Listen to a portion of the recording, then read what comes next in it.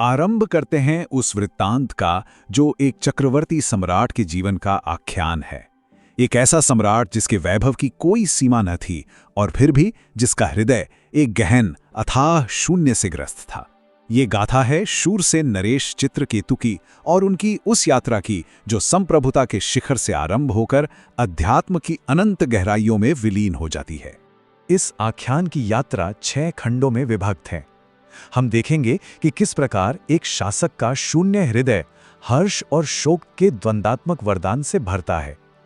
हम साक्षी बनेंगे उस क्षण के जब उसका राजमुकुट धूल में सन जाता है, और फिर हम श्रवण करेंगे एक दिवंगत की वाणी का जिससे परम ज्ञान का सूर्योदय होता है। अंततः कैलाश के शाप से होते हुए हम वृत्रासुर के आत्मज्ञान की पराकाष्ठा तक पहुंचेंगे।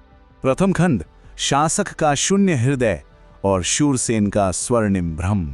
शूरसेन जनपद की राजधानी, जो स्वयं में स्वर्णमयी थी, जिसकी अट्टालिकाएं ऐसी थीं मानो आकाश को स्पर्श करने की स्पर्धा कर रही हों, और जहां की वीथियों में धर्म का साक्षात निवास था, आज वही भव्य नगरी एक मूक वेदना और एक महान आध्यात्मिक परिवर्तन की साक्षी बनने जा रही थी।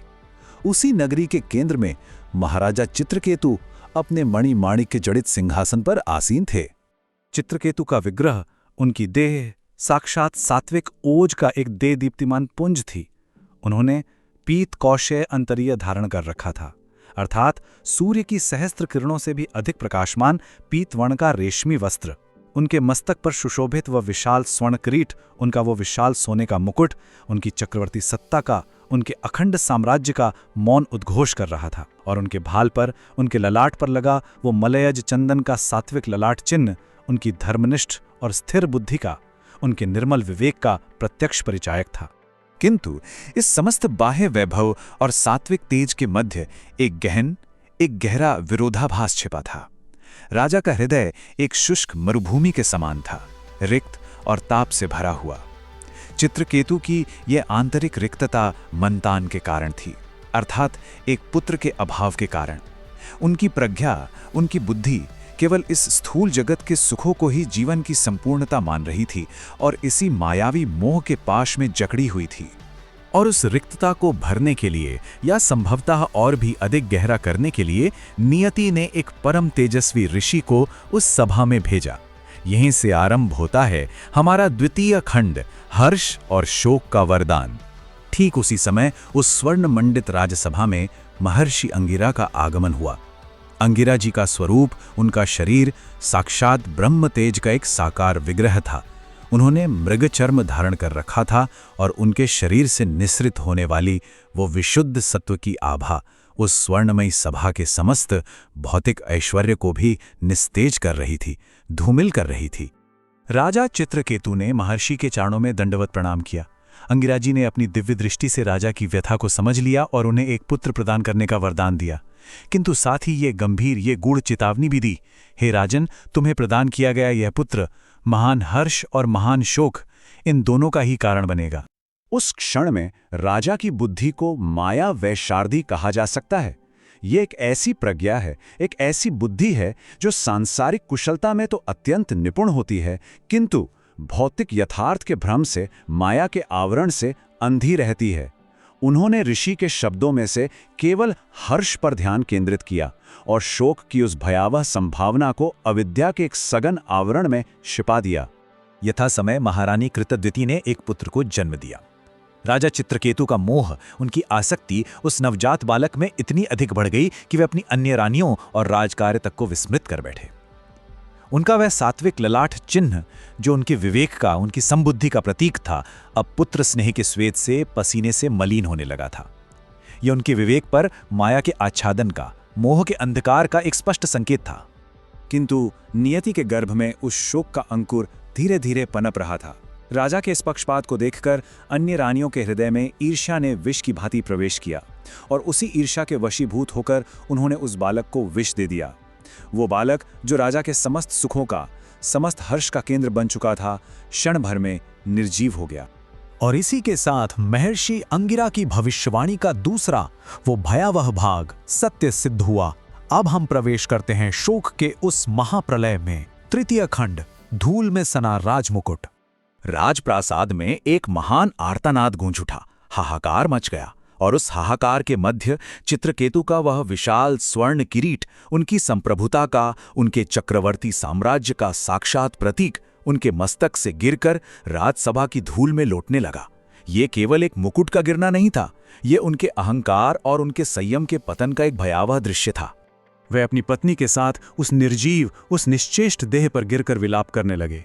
उनका भारी मोह आवरण अर्थात अज्ञान का वह सघन व अभेद्य कवच अब उन्हें एक असह्य, एक अवर्णनीय पीड़ा दे रहा था।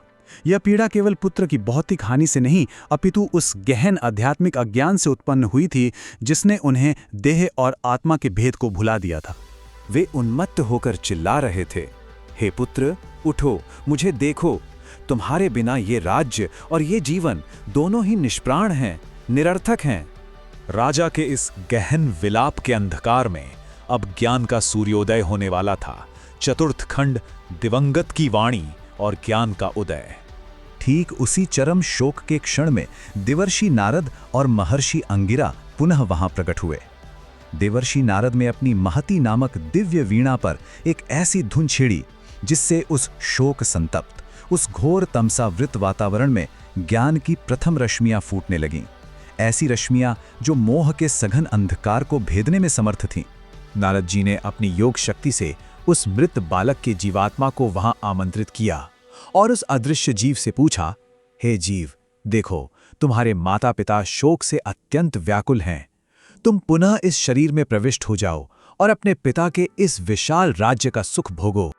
उस जीवात्मा ने एक शांत, निर्लिप्त और गहन वाणी में उत्तर दिया, हे मुनिवर, मैं किस जन्म के माता पिता की बात मानूं? मैं तो सहस्रों योनियों में, असंख्य गर्भों में भ्रमण कर चुका हूं। किसी जन्म में ये मेरे शत्रु रहे, किसी में मित्र, तो किसी में सर्वथा उदासीन। आत्मा ने आगे कहा, जिस प्रकार नदी के अविरल प्रवाह में बालू के कण क्षण भर को मिलते हैं और पुनः बिछड़ जाते हैं, ठीक वैसे ही ये देह संबंध काल के प्रवाह में क्षण भंगुर है। आत्मा तो नित्य है, अविनाशी है और इन समस्त देह संबंधों से सर्वथा मुक्त है। जैसे ही उस जीवात्मा ने ये शब्द कहे, राजा चित्रकेतु के अंतःकरण में ज्ञान का एक महाविस्फोट हुआ। उनकी वह माया व शारदी मति, उनकी वह सांसारिक प्रज्ञा क्षण भर में उपरत हो गई, शांत हो गई। उनका वह मलिन, वह भारी अज्ञान कवच तत्क्षण विदीर्ण हो गया, छिन्न भिन्न हो गया। ज्ञान के इस तीव्र विस्फोट ने चित्रकेतु को मोह से तो मुक्त कर दिया, पर उनकी अंतिम परीक्षा अभी शेष थी। पंचम खंड, कैलाश का शाप और मुक्ति का मार्ग। राजा एक गहन कायाकल्प के दौर से गुजरे। उन्होंने अपने उस विशाल स्वर्ण किरीट और पीत रेशमी वस्त्रों का परित्याग कर दिया और उनके स्थान पर वल्कल धारण किए। तत्पश्चात उन्होंने यमुना के तट पर जाकर एकाग्र चित्त से संकर्षण मंत्र का जाप आरंभ किया और अंत में उस कठोर तपस्या के फलस्वरूप उन्हें भगवान संकर्षण का प्रत्यक्ष साक्षात्कार प्राप्त हुआ। भगवान ने चित्रकेतु से कहा, हे विद्याधर राज, अब तुम मुक्त हो। जो पुरुष स्वयं को आत्मा के रूप में देह से पृथक जानता है, वह मेरी ही महिमा में प्रतिष्ठित हो जाता है। चित्रकेतु अब विद्येश्वर बन चुके थे, अर्थात ज्ञान के स्वामी। वे आकाश मार्ग से विचरण करते हुए कैलाश पर्वत के ऊपर से निकल रहे थे। जब उन्होंने भगवान शिव को, माता पार्वती को अपनी गोद में बिठाकर ऋषियों की सभा में बैठे देखा, उस दृश्य पर उन्होंने एक निर्लिप्त, एक वैराग्यपूर्ण टिप्पणी की। माता पार्वती ने इसे अपनी मर्यादा का उल्लंघन समझा और क्रोधित होकर चित्रकेतु को असुर योनि में एक दैत्य के रूप में जन्म लेने का शाप दे दिया। चित्रकेतु, जिनकी बुद्धि अब सुख दुख, मान अपमान से परे पूर्णतः सम हो चुकी थी, उन्होंने मुस्कुराते हुए उस शाप को स्वीकार किया और उन्होंने कहा, हे माता, आपका ये शाप शिरोधार्य है। स्वर्ग हो, नरक हो या असुर योनि, ये सब तो केवल देह के धर्म हैं। आत्मा तो इन समस्त उपाधियों से परे है। चित्रकेतु ने इस शाप को भी एक वरदान की भांति स्वीकार किया, एक ऐसा अवसर जिसने उन्हें उनकी अंतिम और सर्वोत्कृष्ट ज्ञानी अवस्था तक पहुंचाया। षष्ठ और अंतिम खंड, वृत्रासुर का ज्ञान और आत्मा का परम वैभव। चित्रकेतु अगले जन्म में वृत्रासुर के रूप में प्रकट हुए। उनके रूपों में एक पूर्ण विरोधाभास था। जहां राजा चित्रकेतु का स्वर्ण किरीट था, वहीं वृत्रासुर का विकराल लौह किरीट था। जहां पीत रेशमी वस्त्र थे, वहीं अभेद्य वज्र कंचुक अर्थात लोहे का कवच था। जहां सात्विक चंदन का चिन्ह था, उसके स्थान पर रक्तवर्ण तामसी तिलक था। किंतु बाहर के इस घोर तामसिक रूप के भीतर अब वही मुक्त आत्मा, वही स्थित प्रज्ञ ज्ञान निवास कर रहा था। जब देवराज इंद्र और वृत्रासुर का महासंग्राम अपने चरम पर था, तब उस असुर ने युद्ध भूमि के मध्य अपने परम शत्रु इंद्र से प्रार्थना की, हे इंद्र, तुम अपने वज्र से शीघ्र मेरा वध करो, ताकि मैं इस असुर देह को त्याग कर अपने आराध्य भगवान संकर्षण के नित्य धाम में, उनके श्री चरणों में विलीन हो जाऊं। युद्ध के उस चरम क्षण में जब इंद्र का वज्र वृत्रासुर के वक्ष को भेद रहा था, उसके मुख से कोई चीत्कार नहीं, कोई आर्तनाद नहीं, केवल संकर्षण का पवित्र नाम निकला।